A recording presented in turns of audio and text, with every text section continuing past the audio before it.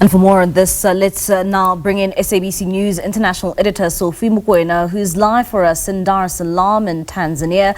Sophie, thank you so much for your time this evening. Maybe let's start off here. How was the response to the annual Thabo Mbeki Africa Day lecture in terms of the lecture's theme? Well, many people have welcomed particularly the decision by the foundation to respond to the patron's request that this lecture, it shouldn't be only in South Africa, but in different countries on the continent. You'd recall that the first lecture outside South Africa was in West Africa, in Guinea-Conakry. Now we are back in the SADC region, or EAC, because you know Tanzania is also part of the East Africa community here in Tanzania, in Dar es Salaam, where this lecture got underway earlier on. And this was a partnership between the Thabo Mbeki Foundation and the Julius Nyerere Foundation. You know that Julius Nyerere is a founding father of the Organization of African Unity, and later it became the AU that we know, and the first president or chairperson of the AU was none else but the former South African President Thabo Mbeki. You'd recall in Durban when he took over as the leader of the continental body. And since retirement, he has been trying to push for the renaissance of Africa. And this time around, he is even more determined to do that. And he feels that doing it from South Africa, it's not going to work. You have to move around, as you heard in that clip, him saying that the Thabo Mbeki Foundation, it's not a South African foundation, but it is a African institute or institution or a foundation to help all Africans, to bring all Africans together. But with me here, I have Professor Puleng Lenkabula, who is the Vice Chancellor of UNISA. As you know that UNISA, as the oldest institution in South Africa, has got different branches on the continent, in Ethiopia and other countries. They have partnered with their Chancellor Thabo Mbeki, who is the Chancellor of UNISA, to bring together Africans. And today a very important agreement will be announced in few hours from now, as you can see at the background, between the UNISA as the institution and also Dar University, the University of Dar es Salaam. Let's get information firsthand, even before anybody else can get information. Let's start with the lecture. Quite a heated one. Senior citizens there trying to go back to history, and then young people towards the end with that oomph. I was elated about the lecture, having seen the UNISA and the Thabo Mbeki Foundation hosting these lectures for the last 15 years. Our relationship with the foundation spans 16 years. It started with an investment conference that had very little number of people.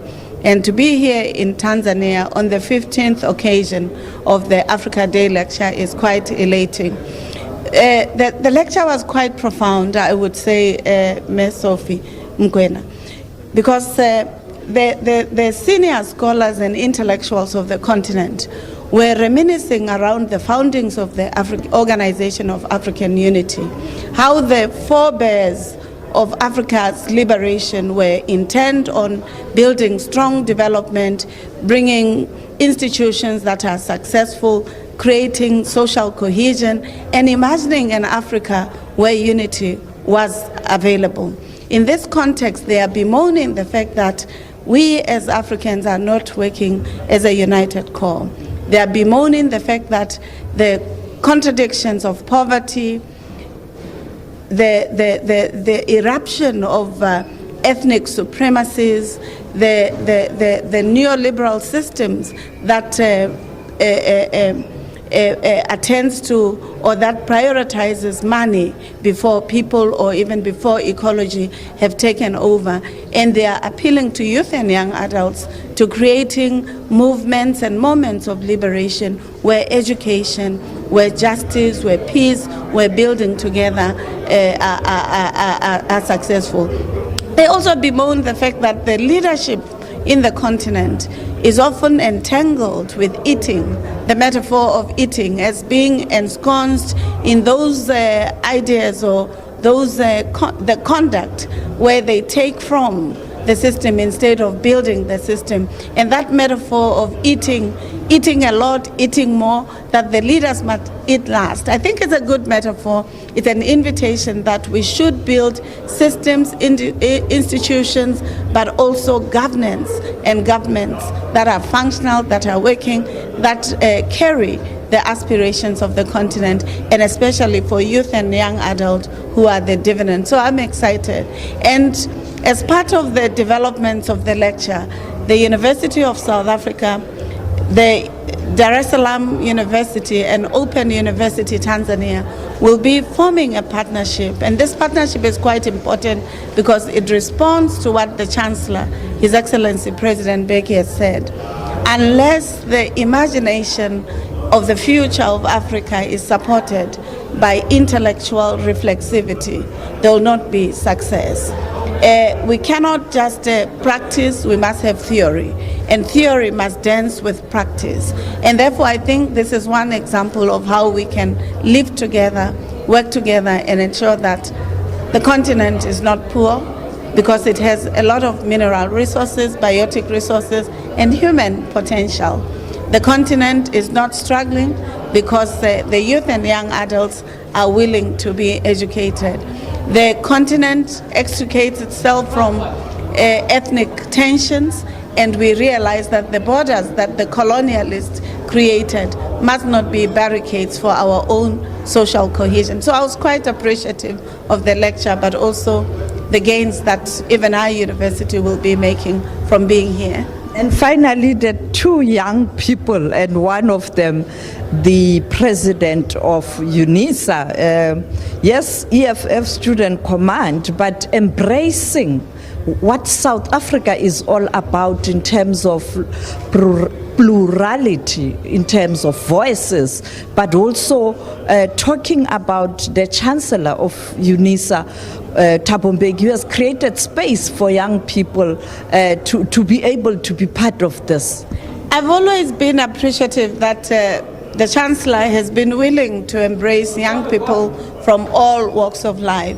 And I was quite appreciative, even in this event, he wanted to hear their voices, even at some point where they seemed contradictory to what adults may think were exciting. So I was appreciative that the SRC valorizes and appreciates the role that the Chancellor is playing in exposing them to the continental needs, in inviting them to think beyond the horizon of their local geographic politics, but to making them become critical citizens who use education to transform society for the better. And the students from DAR was also reminding us that there are many policy positions that Africa has taken, whether through the Organization of African Unity or AU, whether through Agenda 2063 and others, but he says we are always chasing the policy aspirations that we have set for ourselves, that it is about time that the youth and young adults organize to ensure that these policies, whether it's the Agenda 2063 or the National Development Plan, or even the Sustainable Development Goals that are very far from being attained, that we should always make sure that we accomplish this. And I think this is quite important. I also appreciated that the young people celebrated President Mbeki for creating a platform where contestations of ideas took place, where monolithism was not